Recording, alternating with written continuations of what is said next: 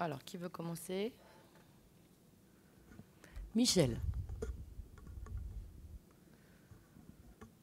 Ouais, bonjour Président.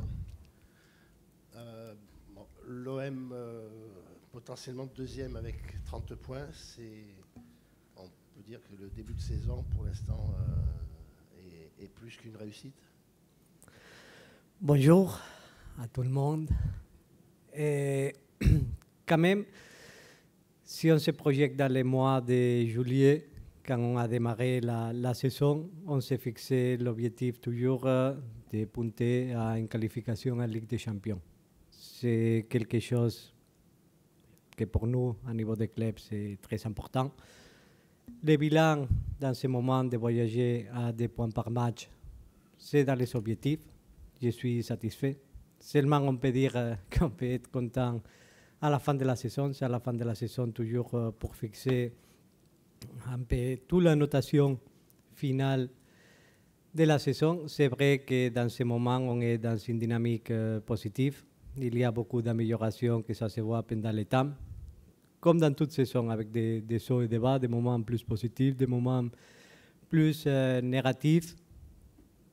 C'est quelque chose que pour nous, c'est important dans ce moment de voyager comme on voyage dans ce moment de la saison et dans lequel je peux dire qu'à niveau de club, on est satisfait du travail réalisé par le staff technique, commandé par Roberto De Zerbi, aussi dans la disposition qu'ils sont les joueurs pour s'adapter à une nouvelle idée de jeu qu'on voit de chaque semaine, si on peut dire que ça commence à s'améliorer, ça commence de plus en plus à s'identifier avec l'idée de jeu proposée par les coachs. Karim. Bonjour Président. J'ai 2 petites questions. La première, c'est que vous nous expliquiez un petit peu comment vous vivez ce nouveau projet, parce que en début de saison, on a beaucoup parlé de ce nouveau projet, de ces nouvelles aspirations, nouveaux coachs, nouvelle organisation aussi avec autour du président, Mehdi Benatia, Roberto De Zerbi, Fabrizio Ravanelli, et j'ai l'impression que l'organisation est quand même assez bien huilée. Comment vous voyez cette nouvelle aventure au niveau de l'Olympique de Marseille? Tout d'abord, je tiens à dire qu'après une saison décevante comme la saison dernière, c'est un bon moment toujours de faire de l'autocritique et de faire de l'analyse. On a fait beaucoup d'analyses la saison dernière. C'est vrai qu'on a voulu démarrer avec la venue de Franck Mancourt dans le mois de juin un nouveau cycle. Et ça, c'était quelque chose d'important. Premièrement, pour chercher de donner une stabilité qu'on a manqué les dernières saisons. On a voulu commencer sur un cycle de 3 saisons avec un coach comme Roberto De Zerbi, qu'on est très satisfait. De chercher de se structurer à niveau de club, non, c'est quelque chose d'important.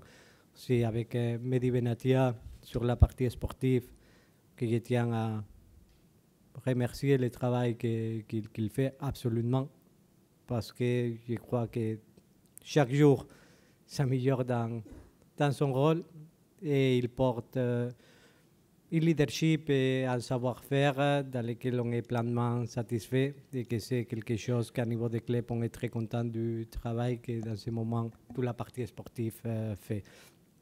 Au même moment, il faut se structurer à niveau institutionnel, que c'est quelque chose que l'identification du club avec des anciens joueurs, que c'est incarné par la figure de Fabrizio Ravanelli, c'est quelque chose que ça nous donne beaucoup plus de solidité que pour les messages, même à l'interne, même à l'externe, chercher d'aller tout le monde vers une même direction. Et je vois un groupe de dirigeants dans ce moment qui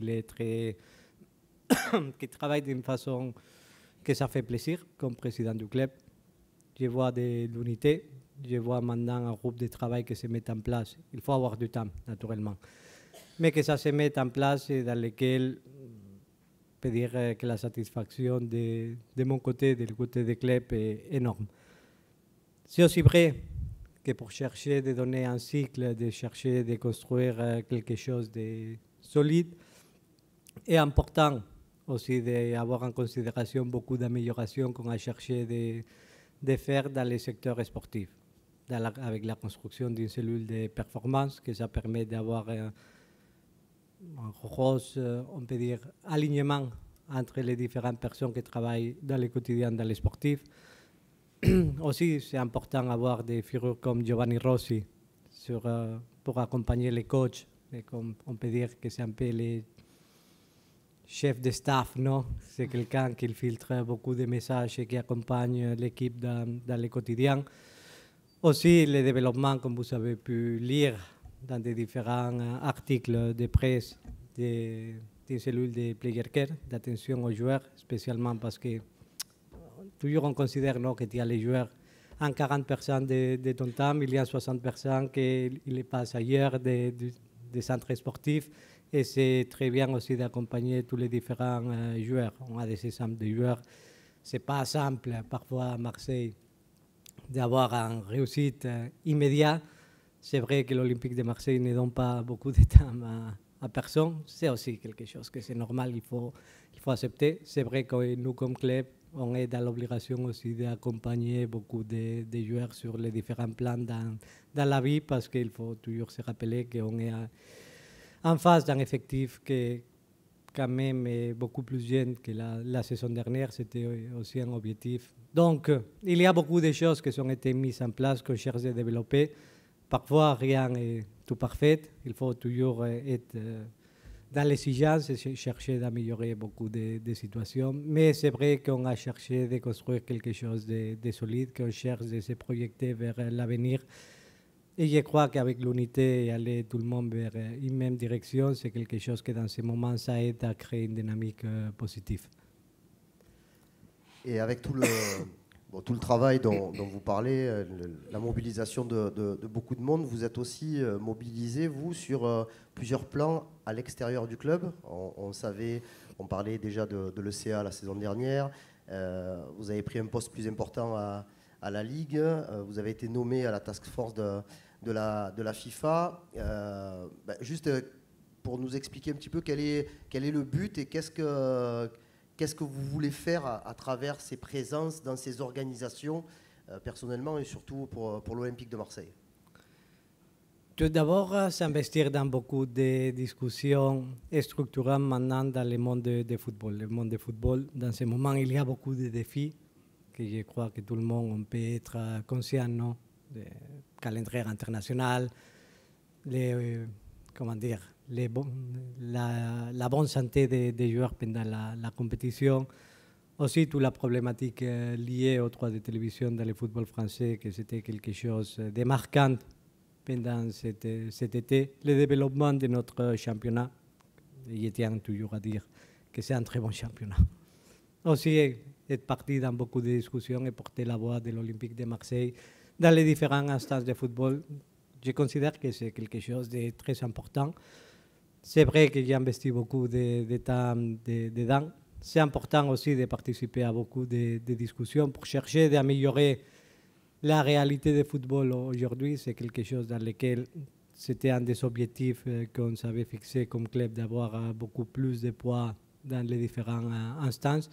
Mais au même moment, en gardant aussi la gestion du club, que c'est important, avec la présence ici à Marseille. Parfois, à niveau d'énergie, ce n'est pas le maximum, malheureusement, mais il faut toujours faire des sacrifices et c'est les efforts que je demande aussi à tous mes collaborateurs. Mais c'est important de garder aussi la présence à Marseille dans le quotidien, malgré être présent dans toutes les instances que vous avez nommées maintenant.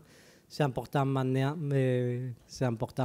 de tenir toujours la direction du club dans un moment clé, que c'est le développement de ce qu'on veut construire. Michel. Bonjour Président. Deux questions également. La première, pour continuer sur l'unité, Mehdi Benassia récemment a dit qu'il manquait un petit peu d'unité entre l'administratif et le sportif. Est-ce que vous pouvez revenir là-dessus? Il y a eu pas mal de gens qui sont partis au sein de la cellule formation de l'OM. Et un mot aussi sur Jean-Pierre Papin, si son avenir est à long terme à l'Olympique de Marseille. Un club de football, je l'ai dit, vous l'avez dit, c'est fait toujours de l'unité. Et dans tous les clubs où j'ai travaillé et qu'on a eu des résultats dans le passé, c'est très important d'amener tout le monde à aller vers une même direction. Ça ne veut pas dire qu'on n'est pas ouvert à la discussion. En discussion constructive, toujours, il te fait agrandir et avoir des différents points de vue. C'est quelque chose que ça aide beaucoup dans la prise de quelle que soit la décision que tu dois prendre. C'est important le dialogue, mais c'est important que dans le moment que quelqu'un il prend des décisions, dans le moment qu'une décision est prise, c'est important que tout le monde il va vers la même direction. Rentrer maintenant sur des sujets administratifs d'un club de football, pardon pour le dire franchement, c'est quelque chose que c'est inhérent, spécialement à ces clubs, à l'Olympique de Marseille. Normalement, dans tous les clubs de football qu'on voit en Europe, je ne crois pas qu'on a beaucoup de discussions. Je les comprends et je comprends que parfois l'Olympique de Marseille, ça crée une surdimension dans beaucoup des activités qu'on fait dans le quotidien. Il y a des changements, oui, il y a des changements, spécialement parce que quand ils mettent un projet en place, je demande à tout le monde de chercher de s'adapter. Parfois, il y a des gens qui cherchent de s'adapter. Parfois, il y a des gens qui, quand même, ne partagent pas la même vision. C'est important que tout le monde partage une même vision parce que c'est l'accumulation des actions individuelles des personnes au club qui t'amène vers les mêmes objectifs. Il y a eu des changements dans les centres de formation, comme vous avez pu lire lundi. On est très content de l'arrivée de Tito Asni, spécialement parce que ce qu'on veut, c'est une partie sportive qui peut travailler ensemble avec des objectifs qui sont partagés. Ce qu'on voulait amener, c'était une grosse unité et que ça permette du premier gamin qui arrive ici à l'Olympique de Marseille avec 6 ans jusqu'à les joueurs plus anciens de l'effectif, que tout le monde il travaille avec la même direction, que tout le monde il travaille avec la même méthodologie, que tout le monde il partage la même vision. Parfois, ce n'est pas facile, dans quel que soit les clubs. Mais c'est important comme président du club de prendre des décisions que ça permet d'avancer vers cette direction parce que je crois que si on veut avoir des résultats, on a besoin d'avoir toujours ce type d'unité dans quelle que soit l'action qu'on peut faire. Vous m'avez demandé sur Jean-Pierre. On est content du travail qu'il réalise dans la Pro D. C'est vrai que la Pro D cette saison, avec ce qu'on voulait construire et dans la conception de cette équipe, ça a provoqué des tensions à l'interne. Il ne faut pas cacher la vérité parfois. C'est vrai que dans les moments qu'il y a des changements, toujours, il y a des situations que ça provoque des réactions. C'est naturel dans la vie. Ce que je tiens à dire, c'est que pour nous, c'est un concept que c'est nouveau. Créer une deuxième équipe avec la même exigence qu'il peut exister maintenant dans des pays comme l'Espagne, le Portugal, l'Italie, c'est quelque chose que ça se rapproche plus à une vision professionnelle dans les termes de l'équipe. Ça a sorti du centre de formation, ça c'était géré par tous les staffs professionnels du club, ça a créé des tensions, c'est normal. Et c'est les plus vieux conflits dans le football, peut-être entre le scouting et la méthodologie, dans mon passé. C'est aussi vrai que comment c'est la conception d'une deuxième équipe, parce que parfois, tu ne peux pas entraîner avec tous les joueurs, tu dois subir beaucoup de décisions qui arrivent de l'équipe première.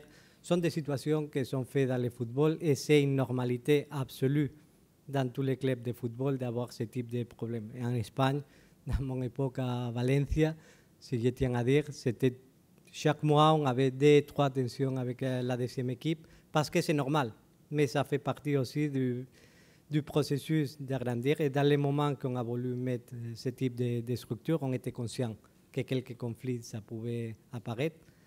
La chose importante maintenant, c'est de bien garder la méthodologie de travail, d'avoir très clair quels sont les objectifs de cette équipe, que c'est de préparer les joueurs à une première expérience professionnelle et jouer avec des adultes.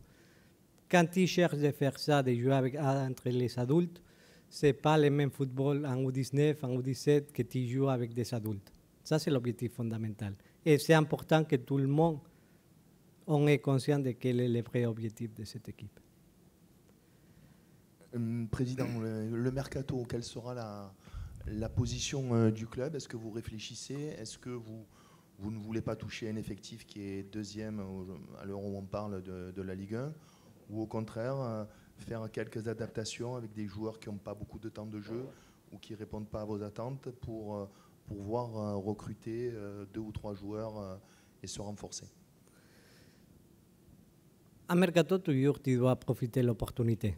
Mais tu ne dois pas avoir ambition à court terme de quelle va être la meilleure décision pour finir ta saison. Dans ce moment, on est dans une dynamique positive. Si on aurait été dans une dynamique plutôt négative, ce que tu cherches, c'est de changer quelques équilibres. Notre objectif, c'est de ne pas changer beaucoup des équilibres qui se sont créés dans l'effectif, spécialement dans les dernières semaines. Non? Je crois qu'on a créé des équilibres internes au sein de l'équipe qui sont quand même intéressants et que j'ai plaisir à voir de comment ça se met en place. Il va y avoir des différentes actions dans le mercato. C'est normal, spécialement parce qu'il y a des joueurs avec un minutage inférieur à ce qu'ils souhaitaient, par exemple. Il y a des joueurs aussi qui font partie de l'effectif qui ne vont pas trouver beaucoup de minutage, donc c'est normal de trouver des solutions. Il y a une économie toujours liée au football qu'on doit avoir en considération toujours, qu'on ne participe pas dans les coupes européennes et qu'on est dans une situation économique pendant cette saison dans laquelle on a fait un gros investissement pendant l'été parce qu'on voulait ouvrir un cycle. C'est la même conséquence que quand même on doit être très attentif à comment optimiser tous les coûts économiques au sein de l'équipe avec la gestion des salaires. On va prendre des opportunités, oui, s'il y a, avec une vision de construction dans l'avenir, mais en cherchant de garantir les équilibres qui sont en train de se créer dans le groupe. Nico. Deux questions également, s'il vous plaît. Pour poursuivre sur cette thématique du mercato, ça fait quelques semaines là qu'on sait que Paul Pogba va revenir sur les terrains et ça ne manque pas d'alimenter pas mal de conversations, et notamment avec une hypothèse OM-Pogba qui a l'air de séduire quelques-uns de vos joueurs, notamment Rabiot. Voilà, qu'est-ce que vous pouvez nous dire de la position de l'Olympique de Marseille sur le cas Paul Pogba? Il y a plus de gens qui me parlent de Paul que des résultats des matchs dernièrement. Écoutez, Paul est un joueur extraordinaire, une personne extraordinaire que j'ai eu le plaisir de partager du temps avec lui à la Juventus. Et j'étais le premier content le jour que j'ai lu que sa sanction il était réduite. Ça, c'était quelque chose qu'on tient à dire. Aussi, Mehdi Benatia, qu'il a une relation très bonne avec Paul. Donc, quand on était content pour Paul, c'est vrai qu'on cherche d'envoyer des messages à Paul parce qu'on est content pour lui. Pour le type de personne qu'il est, Paul, que je réitère, quand j'étais à la Juventus, il était un superstar mondial, qu'il a fini 3e au Ballon d'Or. Et tous mes amis, ils me demandaient beaucoup de choses de lui. Et toujours, je tiens à dire qu'il m'a aidé. J'ai fait beaucoup de plaisir à mes amis grâce à Paul. Au même moment, avec Paul, c'est vrai que dans ce moment, il n'y a pas de discussions qui sont avancées, il n'y a pas une approximation pour des différents motifs. On veut faire un rendez-vous interne cette semaine pour bien fixer tous les objectifs du mercato. Sur la situation de Paul, que c'est un joueur que je respecte énormément et que c'est un joueur de classe mondiale, on doit analyser. Parce que c'est un joueur qui est dans le mercato et c'est un joueur qui est extraordinaire. Naturellement, comme club, tu as toujours le plaisir de prendre des opportunités, tu as toujours le plaisir de voir des grands joueurs qu'ils puissent jouer avec nous. C'est comme le cas d'Adrien quand il est arrivé, qu'il était libre de tout contrat. C'est comme le cas de prendre des opportunités comme avec Oekber ou avec des autres joueurs qui ont pris des opportunités dans le mercato. Avec Paul, il n'y a pas de conversation en cours. Il n'y a pas encore de décisions qui ont été prises, spécialement parce qu'on veut bien faire un rendez-vous d'organisation de quelles vont être toutes les différentes décisions à prendre pendant les prochains mois ou pendant les prochains mercato. Je ne ferme pas les portes parce que c'est un joueur qui est dans les mercato. Mais c'est vrai que ça crée une boule d'information autour de la possibilité. Je crois qu'alimenter aussi pour avoir des joueurs comme Adrien Rabiot qui sont venus à l'Olympique de Marseille, que ça alimente aussi la spéculation. Mais je crois, et je tiens à dire, pour bien clarifier la situation, que c'est plutôt des spéculations, des rêves. Tout le monde a des rêves dans la vie, plus qu'en réalité maintenant dans les marchés. Et j'aimerais quand même rebaisser un peu les soufflets, spécialement parce qu'on parle plus de Paul, et j'ai répété avec tout le respect que j'ai pour lui que c'est énorme, que de la réalité maintenant de l'équipe. On peut dire que c'est aussi quelque chose que ça s'était alimenté beaucoup dans les spéculations, que je comprends parfaitement. Et puisque vous faites un petit bilan de mi-saison, quel bilan de mi-saison vous dressez de l'arbitrage concernant l'OM? Il y a eu des situations qui ont fait naître quelques frustrations et contestations. Donc voilà, savoir un peu quel mini-bilan vous tirez. Et aussi peut-être nous expliquer voilà, ce que fait Frank Schneider, voilà, quel rôle a-t-il dans votre club? C'est une question toujours compliquée, l'arbitrage. Et il faut commencer par dire que l'arbitrage dans le monde du football, c'est un des métiers les plus difficiles et c'est quelque chose qu'il faut toujours respecter. Comme il faut respecter toujours la position du club. Je ne vais pas me plaindre sur les situations de tel match, mais c'est vrai qu'on a vu beaucoup de situations qui, pour nous, étaient surprenantes. Je crois que le problème de l'arbitrage en France, c'est quelque chose qu'il faut mettre sur la table, spécialement parce que chaque week-end, avec nous, dans beaucoup de matchs, parce qu'on se sent défavorisé pendant cette saison avec beaucoup de décisions qui ont été prises par les différents arbitres. Mais aussi dans des autres matchs qu'on peut voir chaque week-end, dans ce moment en France, il y a une grosse confusion avec l'arbitrage. En fait, je peux mettre un peu de temps, on a du temps. La question de l'arbitrage, toujours quand tu vas en Europe et tu joues les coupes européennes, tu comprends parfaitement le type d'arbitrage que tu vas recevoir dans quel que soit les matchs européens. Tu peux avoir de bons arbitrages, de mauvais arbitrages, ça c'est le monde du football, ça c'est la vie. Ça arrive un moment ici dans ces championnats que je ne comprends pas la façon dans laquelle on va être arbitré. Toujours, il y a des décisions dans lesquelles c'est difficile à comprendre quelle va être la tendance pendant un match et tu te retrouves avec des arbitrages complètement différents d'un match à l'autre. Je ne parle pas des bonnes décisions ou mauvaises décisions, que ça existe toujours. Je parle de la cohérence entre l'ensemble de tous les matchs. Même dans les fils d'un match. Et je tiens à dire, je prends le match de Lille.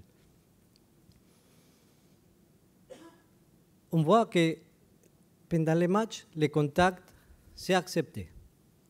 Dans des autres phases du match, le contact, ce n'est pas accepté. Je me rappelle, à notre faveur, qu'il y a un contre-attaque la première mi-temps avec une très bonne action défensive de Greenwood, qu'il fait un contact très fort avec Zegrova. On fait un contre-attaque, il ne siffle pas. Ok, c'est bien, on tient ses régularités. Action suivante, il y a un mini-contact, c'est faute. Ce sont les choses que j'ai du mal à vivre, spécialement parce que pendant un match ou d'un match à l'autre, tu ne comprends pas beaucoup de situations qui se passent dans le terrain. Au même moment, l'utilisation de la VAR, ça se change d'un week-end à l'autre et d'un match à l'autre. Il faut avoir plus de cohérence dans l'arbitrage. La même chose, et je tiens à dire que c'est quelque chose dans lequel je ne suis pas content, des différentes décisions de la commission de discipline. Tous nos dirigeants, ils étaient sanctionnés. Moi, le premier. Vous voulez savoir qu'est-ce que j'ai dit à l'arbitre pour me faire sanctionner? Les jours de... C'était Angers.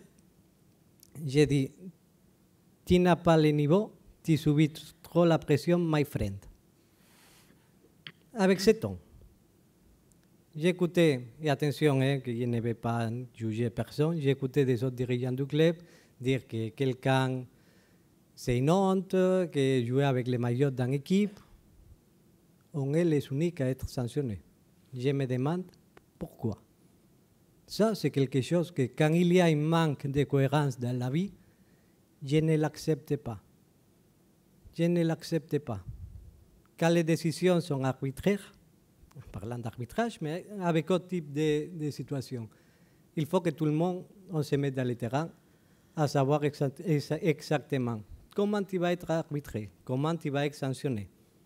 Pendant un moment de la saison, on était les 14e équipe qui faisait faute dans les championnats. Et on était l'équipe en Europe plus sanctionnée avec des cartons rouges. C'est où la cohérence? Pour moi, c'est une discussion que c'est plus grande, mais il faut porter à une réflexion. Écoutez, l'arbitrage français, il y a un moment dans lequel j'étais très content, parce qu'il avait une cohérence tous les week-ends. On parle, je crois qu'il y a un an et demi. Je crois que tout le monde, ok, tu ne pouvais pas être content avec une décision, avec une autre décision, mais il y avait une cohérence. Dans ce moment, je ne comprends rien. Et ça, c'est un des sujets qu'on doit porter à avoir une réflexion de comment améliorer le monde d'arbitrage dans ce moment. C'est pour ça aussi que pour bien comprendre ou non comprendre beaucoup de décisions, on a pris Frank Schneider comme consultant, spécialement pour des différents motifs. Un, parce que l'arbitrage est objectif, mais dans la tête de chaque amoureux de football, c'est un peu subjectif quand même. C'est normal que comme club, tu fais appel à quelqu'un qui est spécialisé. Le monde de l'arbitrage est compliqué. Le monde de l'arbitrage, attention, et je tiens, parce que j'ai lu de différentes nouvelles pendant la semaine, il y a toujours des limites de la vie et la menace, ça ne peut pas se produire. Okay? Ça, c'est quelque chose que c'est important. Au même moment, utiliser un consultant, ça te permet au moins d'avoir une opinion beaucoup plus experte que la nôtre comme dirigeant pour évaluer chacune des décisions qu'on prend, pour pouvoir se relationner avec l'arbitrage d'une façon beaucoup plus objective et beaucoup plus ouverte, pour chercher d'améliorer la position du club dans toutes les discussions, parce qu'on ne veut pas faire discussion de VAR, sans VAR. Parce qu'on veut quand même que si on veut participer à une amélioration de l'arbitrage, on ne peut pas faire des discussions banales et on veut avoir des discussions sérieuses. Au même moment de préparer tous les membres de sportifs à des différentes décisions, comment un arbitre et sa personnalité, comment il va t'arbitrer, comment tu dois parler avec quelqu'un. Ça, ce sont des choses qui sont très habituelles dans mon pays, dans l'Espagne. Dans l'Espagne, chaque équipe il a un expert arbitral dans lequel c'est ton interlocuteur avec le monde arbitral et c'est aussi quelqu'un qui te prépare à chaque match. Dans ces projets de structuration du club à tous les niveaux, on considérait qu'avec l'arbitrage, on avait besoin aussi d'aide à nous, à l'interne, que ça nous permettait d'avoir des meilleures façons de nous relationner avec l'arbitrage et aussi plus de calme autour des différents joueurs pour se relationner pendant les matchs parce que c'est un élément qu'on a vu cette saison, il détermine beaucoup de matchs. Ryan.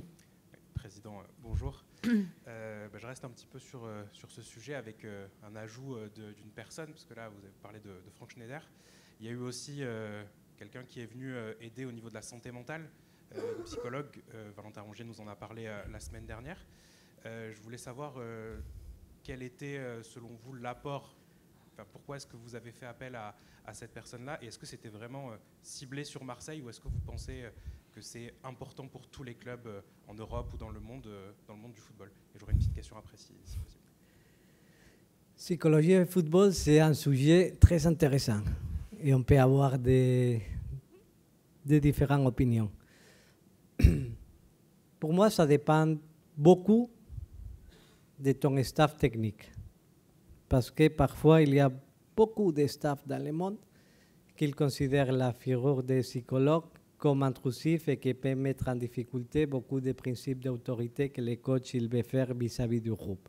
Ça, c'est toujours une question que c'est très sensible avec tous les staffs techniques au monde.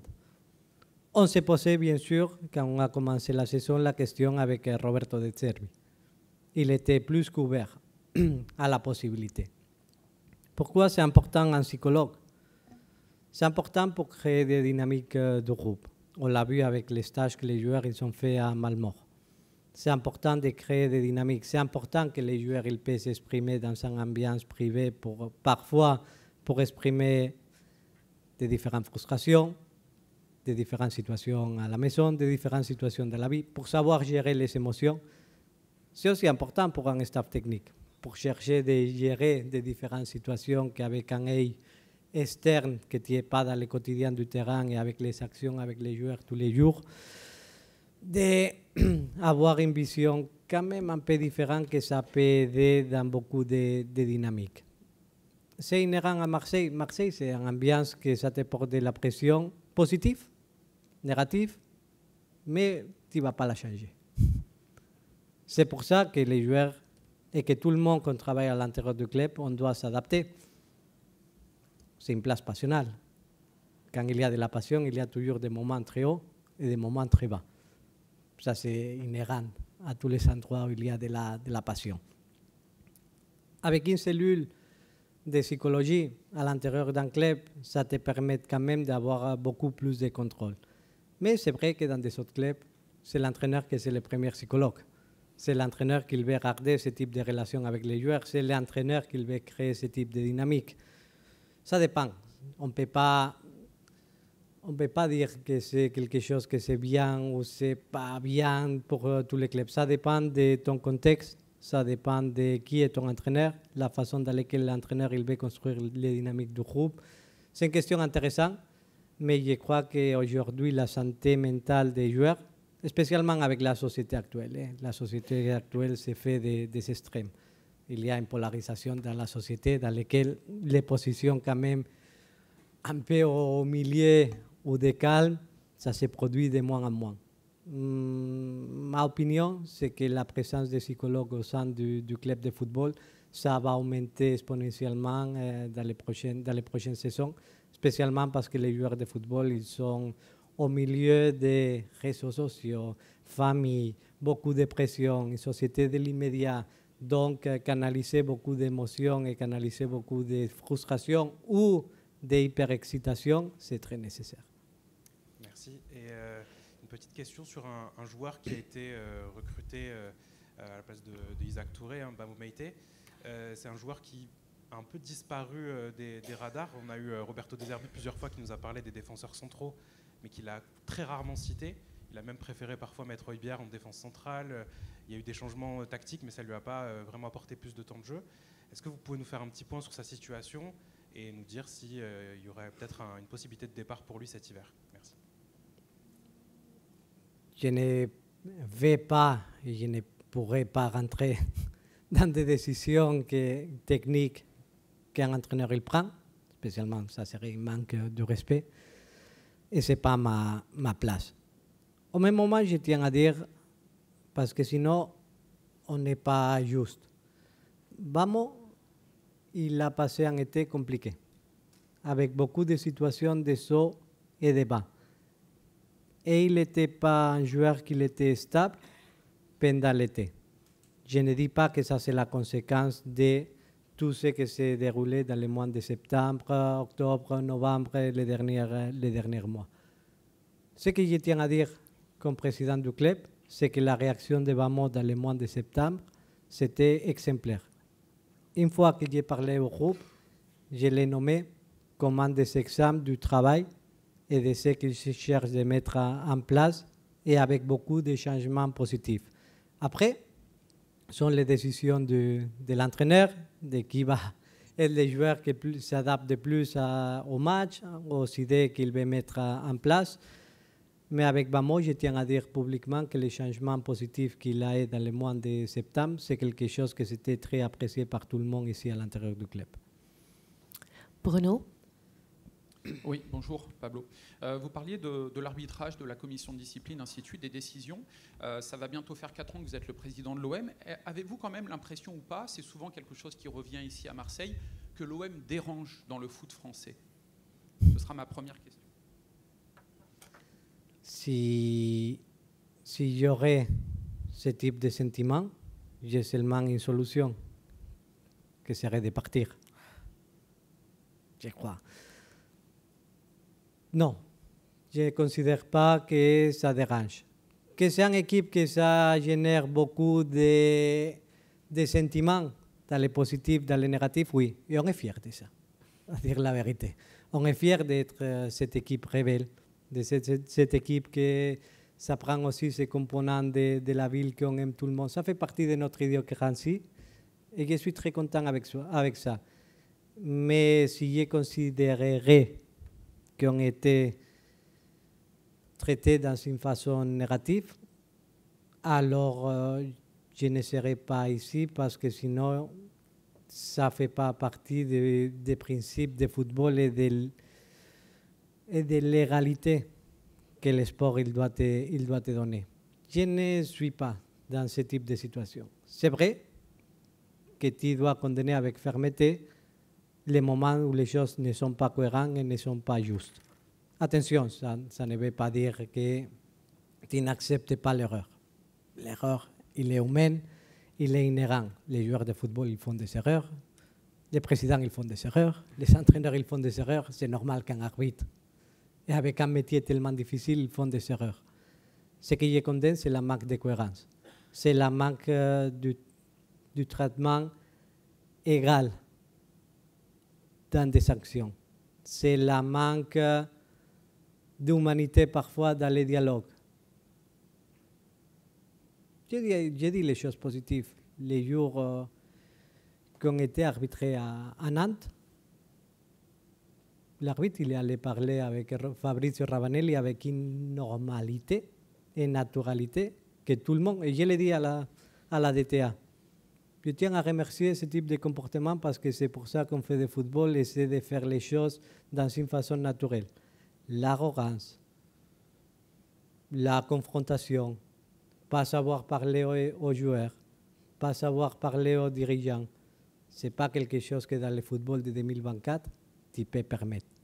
Tu dois changer, tu dois évoluer, tu ne dois pas être dans une situation toujours ferme. On fait les mêmes sports. On fait les mêmes sports. Je me rappelle, je vous raconte une histoire.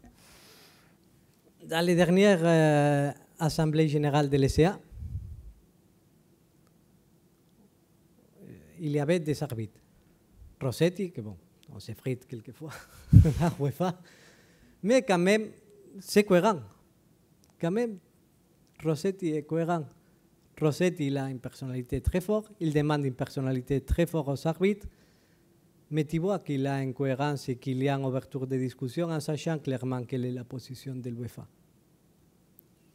Matteo Laoz, il est venu, on s'est salué, on a parlé avec une naturalité. Quand ma carrière à la Juventus, il nous a arbitré beaucoup de matchs européens. Quand j'habitais à Valencia, on se voyait beaucoup à l'aéroport. Quand il allait arbitrer, on parlait des matchs européens, on parlait de football. Et j'ai dit, waouh, ça c'est le type de relation que tu dois avoir dans le football entre tout le monde qu'on travaille à l'intérieur. Mes collègues des autres clubs français, quand je parlais avec Matteo, ils disaient, toi toujours avec les arbitres, que tu vas à la confrontation, et avec Matteo, que l'espagnol, tu es en câlin et tu parles normalement. Il dit, non, c'est ça la chose dans laquelle on doit s'habituer. Ce n'est pas une confrontation tout le temps. On doit construire ensemble. Mais je ne comprends pas pourquoi ça doit être seulement dans une direction. Je l'ai dit dans une interview, une des dernières interviews que j'ai fait. J'ai fait beaucoup de pas vers l'arbitrage. Je m'attends que l'arbitrage il fait beaucoup de pas dans la normalisation des relations. Deuxième question. Et puis vous le soulignez tout à l'heure, l'OM a fait de gros efforts financiers pour débuter ce nouveau cycle. Est-ce qu'il faut obligatoirement, c'est primordial, se qualifier pour la Ligue des Champions la saison prochaine? Vous avez encore des options d'achat à payer dans les mois qui arrivent, les années à venir. Voilà. Concrètement, s'il n'y a pas de Ligue des Champions, est-ce qu'il y aura encore un gros déficit? Est-ce que ce sera à Franck McCourt de le combler? Comment, d'un point de vue financier, vous voyez l'avenir? Naturellement, il faut contextualiser. Et c'est la première saison d'un cycle de 3 saisons. Une saison où tu ne fais pas de coupe européenne, spécialement la Ligue des Champions. Je crois que tout le monde en est conscient que ça va être une saison en déficit, dans laquelle l'obligation des dirigeants, c'est de chercher de faire le déficit le minimum possible en garantissant la construction d'un projet et en garantissant les résultats sportifs sur le terrain. Ça, c'est toujours le difficile équilibre à trouver pour un dirigeant. C'est important la Ligue des Champions? Écoutez, la réponse est très simple. L'Olympique de Marseille, c'est un club structuré économiquement pour participer toutes les saisons en Ligue des Champions. C'est vrai que si le club il participe d'une façon stable en Ligue des Champions, le modèle économique du club, ça permettra d'être dans une dimension complètement différente. Pour les revenus qui peuvent arriver, on voit que les clubs avec une continuité en Ligue des Champions, les revenus commerciaux, ça se multiplie par x2, x3, même comme ça. Donc pour nous, avec le système économique qu'on a, le système de coûts, parce qu'on a une structure d'un club de Ligue des Champions, c'est nécessaire de participer pour la stabilité économique du club dans la Ligue des Champions, en sachant que cette saison, tu dois comprendre et tu dois accepter d'être en déficit. C'est quelque chose que je tiens à remercier les propriétaires, Franck, parce qu'il a compris dans toutes les discussions qu'il fallait prendre un risque financier pendant cette saison.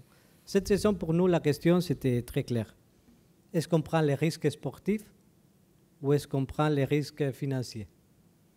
On a décidé de prendre les risques financiers et ça, c'est quelque chose que tout le monde, on doit remercier Franck parce que pas beaucoup de propriétaires, ils prennent ces positions et lui, il l'a pris d'une façon très ferme. Aussi en prenant des autres risques, comme c'était les lofts pendant l'été, comme c'était accepté de faire un investissement fort avec un des top entraîneurs européens comme Roberto De Zerbi. C'est quelque chose que c'est important aussi de le dire publiquement.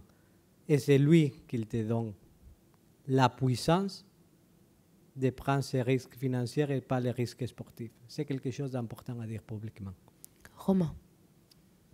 Président, vous nous avez jamais menti dans ces rendez-vous. L'année dernière, même période, on était ici. Vous avez demandé un peu des questions sur le mercato. Vous nous aviez dit, on va recruter des joueurs, on a les moyens financiers pour, alors que la situation sportive était délicate, et les joueurs ont été recrutés au mercato.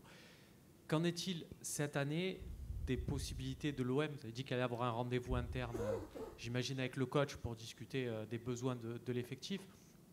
Mais quelles sont les possibilités financières? Est-ce qu'il va falloir vendre avant d'acheter?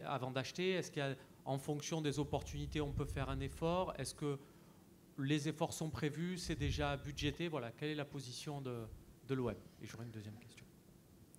Comme dirigeant, ça serait irresponsable de prendre un double risque économique.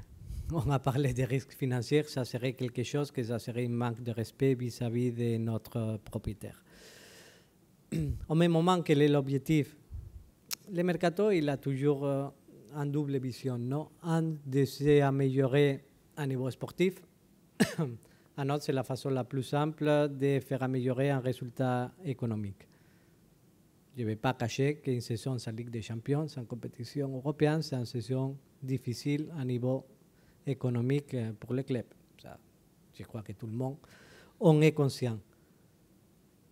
J'aimerais utiliser le mercato quand même pour récupérer en partie des investissements qu'on a fait pendant l'été. Je l'ai dit à l'entraîneur, je l'ai dit à tous les secteurs sportifs, c'est quelque chose que c'est sain pour l'économie du club, même si on peut finir la saison dans une situation économique à niveau de trésorerie qui est confortable, parce qu'on a bien pris toutes les différentes prévisions avec des différentes actions qu'on a fait. Le club, il n'a pas un problème de trésorerie, chose que dans le football est très important. Au même moment, c'est ma responsabilité comme président de faire des actuations avec beaucoup de responsabilités et dans ce moment où on a déjà pris les risques financiers pendant l'été, d'avoir une approximation très conservatrice dans ce mercato.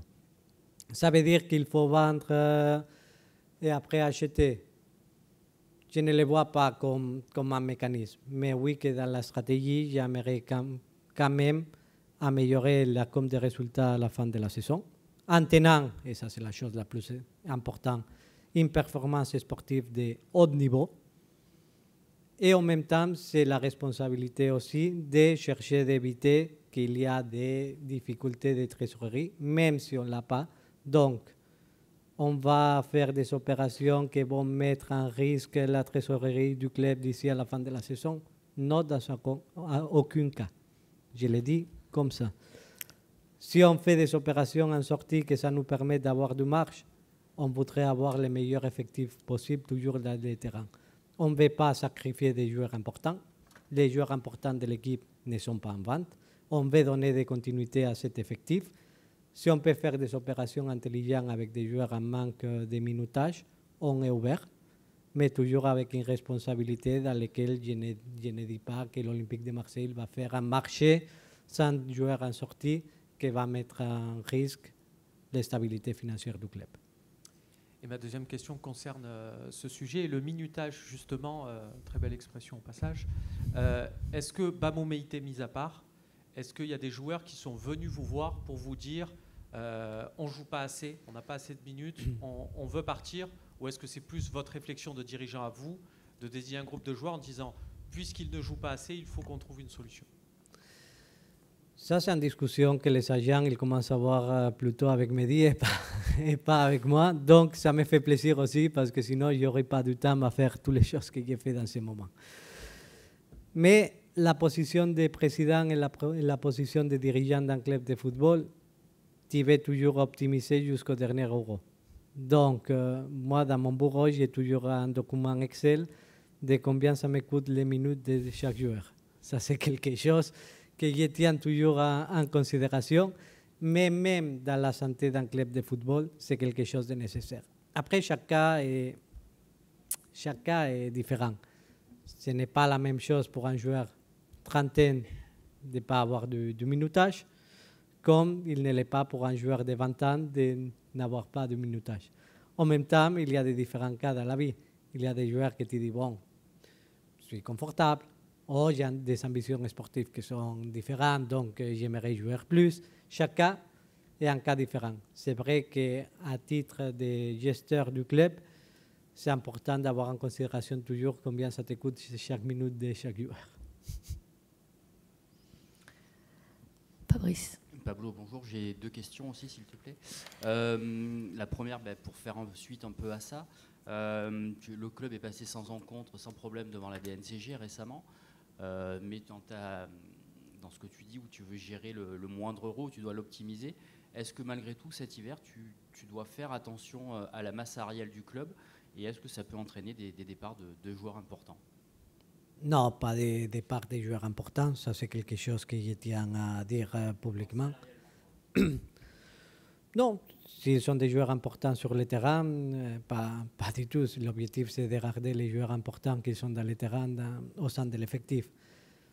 La masse salariale d'enseigner des différentes questions. Cette saison, on a beaucoup réduit vis-à-vis de la saison dernière notre masse salariale. Les projets dans les prochaines années du club, c'est de rester plus ou moins stable avec la masse salariale qu'on a dans ce moment. Même s'il y a une partie de la masse salariale, comme vous savez, que ce n'est pas optimisé. Parce qu'on a des différents joueurs avec 0 minutes dans le terrain, par exemple, qu'ils sont sur des salaires. Qu'est-ce que ça veut dire sur la masse salariale? Et je crois, et j'ouvre aussi une discussion qu'on peut ouvrir ici ouvertement. Le rôle de la DNCG, c'est quelque chose de très important dans le football français et qu'on doit chercher tout le monde à renforcer. C'est une des choses qu'il y avait demandé dans un conseil de ligue et aussi à la même DNCG, c'était de faire des contrôles a priori et pas a posteriori. Je crois que c'est quelque chose que c'est très important pour le football français dans ce moment et dans ces moments d'incertitude économique liés aux droits de télévision. Qu'est-ce que ça veut dire? Je crois que les clubs, on doit être très sérieux dans la gestion de nos masses salariales. Parce que la masse salariale dans un club de football français, c'est quelque chose de très important. Je ne vais pas critiquer la France ou le système français, non, tout le contraire. Je ne suis pas bien placé pour le faire. Mais contrôler ta masse salariale et avoir une stabilité de masse salariale ou optimiser ta masse salariale, c'est un des clés pour les clubs français. Parce qu'on a des taxations qui sont plus élevées que dans des autres pays. On a un avantage que c'est l'impatriation, ça c'est quelque chose aussi à dire. Mais c'est vrai que le football français, ce n'est pas quelque chose que c'est nouveau et très pénalisé pour les charges sociales vis-à-vis des autres compétiteurs en Europe. C'est pour ça que contrôler la masse salariale, c'est un des éléments que c'est clé pour chercher une stabilité financière et chercher la santé financière d'un club de football. Et la saison dernière, on avait fait une équipe avec une masse salariale qui était beaucoup plus supérieure à ce qu'un club comme l'Olympique de Marseille pouvait gérer. Et on a commis une erreur dans la gestion de la masse salariale, chose que cet été, on a cherché tout de suite d'améliorer et qu'on cherchera toujours d'améliorer dans les prochaines fenêtres de mercato, même en sachant que s'il y a une qualification en Ligue des Champions, on doit voyager avec la masse salariale actuelle. Et c'est un des règles internes que j'ai données dans la gestion du club. Deuxième question. Et tu parlais de Mehdi, de la manière dont il évolue depuis qu'il a pris ses fonctions il y a un an. Justement, est-ce que tu peux nous dire comment est-ce que tu le vois évoluer et est-ce que son nouveau rôle va être bientôt officialisé? Bon. Sur la dernière partie de la question, je tiens à dire que ça manque à régler quelques petits détails dans lesquels je ne suis pas inquiet. Et on espère de pouvoir finir toutes les négociations avec lui parce qu'on est tout le monde sur la même longueur d'onde. Et c'est une obligation aussi pour nous comme club, si on parle de la stabilité, est un des meilleurs dirigeants du football européen dans ce moment, parce que je considère Mehdi Benassia, il est un conseiller, il est un consultant, mais il a tous les atouts pour être et pour continuer à devenir un des meilleurs dirigeants de football européen sur la partie sportive. Mehdi, il est quelqu'un qui est à l'écoute. Mehdi, il est quelqu'un que tous les jours, il cherche de s'améliorer.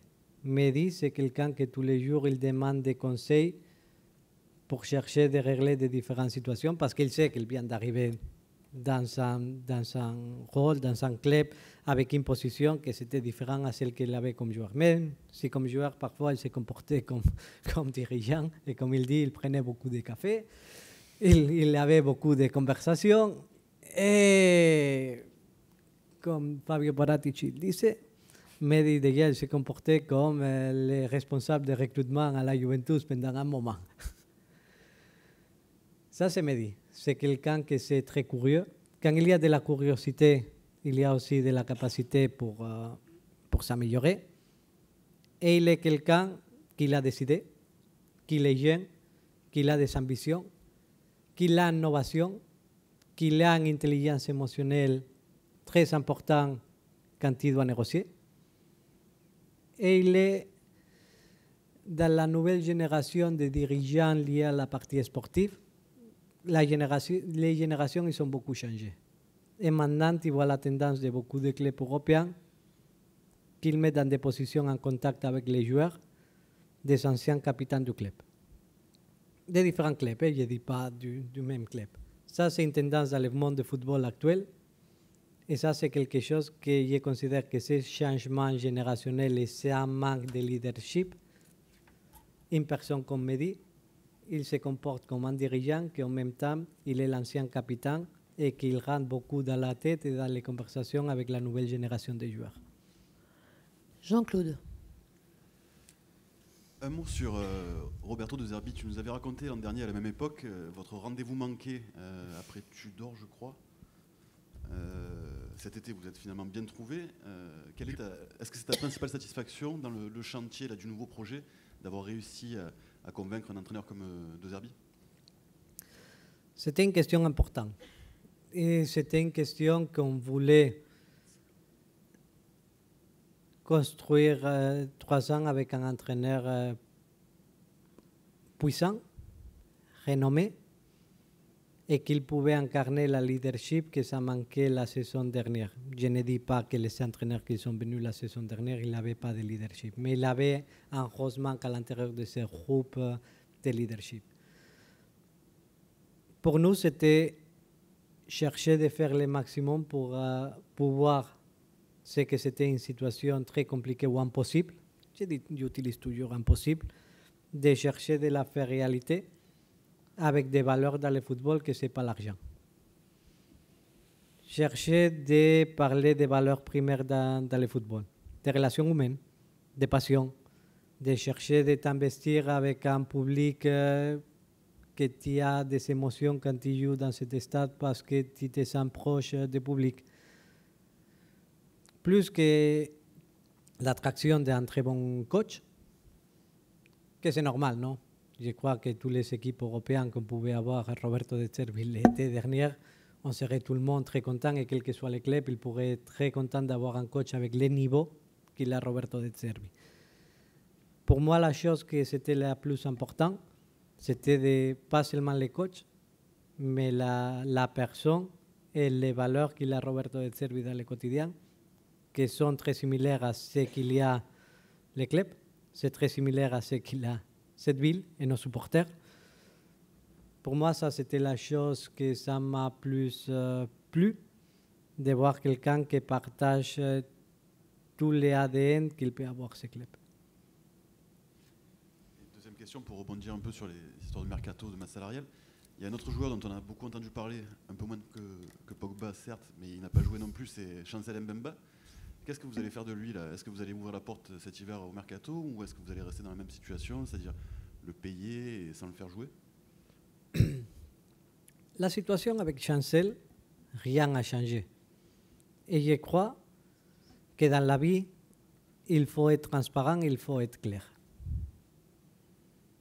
Chancel, comme des autres joueurs,